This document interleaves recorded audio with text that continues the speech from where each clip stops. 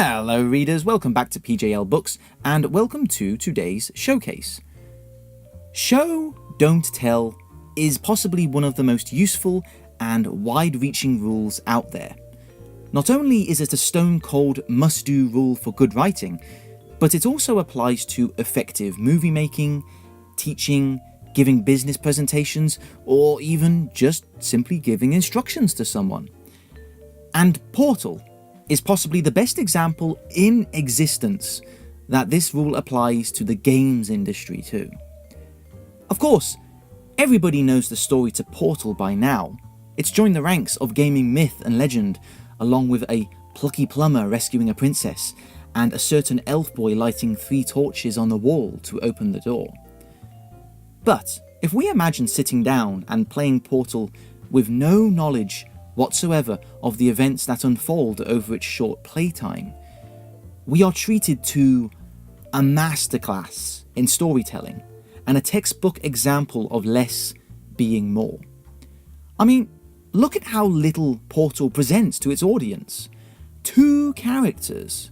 You have Chell, the character you play as, who is utterly silent, and GLaDOS, the guide and ultimately the antagonist.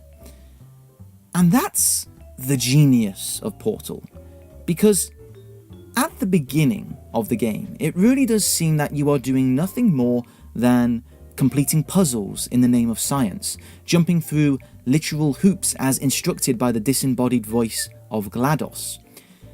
In each room you see frosted windows, supposedly populated on the other side by scientists observing you, yet all you can see are the hazy silhouettes of chairs and filing cabinets. And fair enough, you think. This is just a game saving on the processing power of rendering other walking and talking humans. So all seems well. GLaDOS even promises you cake at the end. It really does feel like you're playing a clever, but ultimately shallow puzzle game. And then, the mask of GLaDOS begins to slip. She begins sending you into test rooms of increasing danger, including pools of toxic sludge and live turrets. You begin to question these tests. Perhaps they're just upping the perceived danger. They surely wouldn't put a real test subject like Chell in actual peril, surely. And then it happens. Mid-test room, you come across a hole in the wall of a test chamber, which up to this point has been as pristine and clinical as a hospital. You're not forced to go in here. You can just continue straight on with the test as GLaDOS wants you to do. So of course, you have to choose to enter. It's the first real choice you have as a player in the game up until this point. And it is at this point, when the tiniest modicum of power is handed over to you, does the truth begin to reveal itself. Upon entering the den, you're confronted with a mess, the fevered scrawling of a madman on the walls, including the infamous line, "The cake is a lie." This phrase hasn't become famous for no reason. What it represents is that moment when unquestionable authority becomes questionable. That moment when the perfect, supposed reality peels back ever so slightly to reveal just a tiny hint of the horror beneath. The cake is a lie. You're being lied to. And GLaDOS is the only other figure in this game. Who or what can you trust?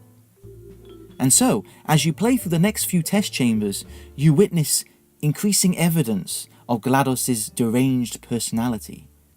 You question more. Why is GLaDOS like this? Why are the scientists behind the window not stopping her? And eventually, you come to the point of no return, the betrayal, when GLaDOS attempts to burn you alive. You escape, break free from authority completely, and slip through the cracks of the test facility, where the ugly truth is revealed completely in masterful fashion. There comes a moment, and this is my favourite moment, when you walk through an abandoned research facility, smashed to pieces with furniture thrown violently around. You step through a door and you find yourself looking through a window, looking down at a test chamber you were in earlier.